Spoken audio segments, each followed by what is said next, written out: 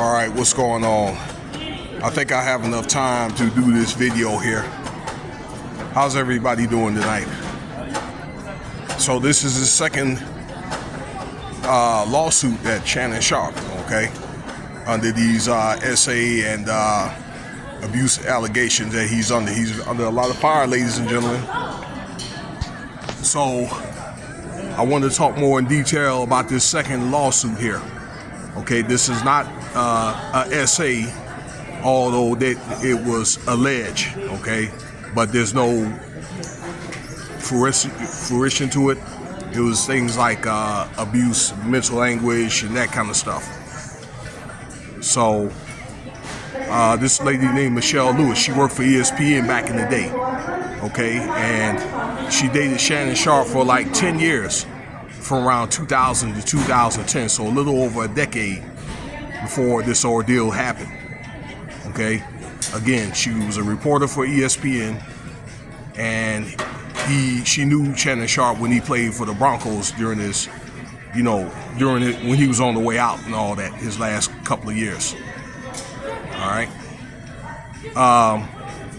So yeah, they dated, and around the end, 2010, that I guess he had said that he had brought another woman to the house. That's what he told her, and she didn't want to have anything to do with him and things like that. And because she kept contacting him and had a restraining order put on Shannon.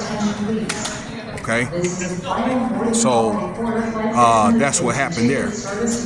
Okay, so I don't know why she put in the complaint about where she got into it with her husband, but she must have got married soon after, and then her and her husband got into a heated domestic incident, and he stood on top of the car when she was trying to drive off and things like that. And she drove off. The guy hit his head, and she ended up going to jail. Stuff like that. But here's what I'm saying: a lot of the demands that she claimed that he made were the same demands that he made with this OnlyFans girl, the very same ones, where he had demanded her to be there at a certain time and making, I guess, coercive behavior and threats and things like that. Okay, and she claims during the night of the SA that he said the same thing that he said to his OnlyFans girl, where I'm gonna make you to where no other man wants you. Okay, and that's what happened. Again, it's alleged, and then the lawsuit was put out right around the time, or a little bit before the time, Shannon Sharpe came out with that Cat Williams interview, like the end of 2023. So it must have been prior to that same year, $14 million. Okay, so they do have receipts of the police report, the restraining order. They have letters. Okay, she wondered things like when he was going to get hired by ESPN and that kind of thing. So she does have a paper trail. Letters, videos, text messages. Okay, she got the whole nine. Okay, of these type of allegations. So your boy Shannon Sharpe, he's under more fire here. Okay, I don't know how much more of these complaints he's going to keep getting.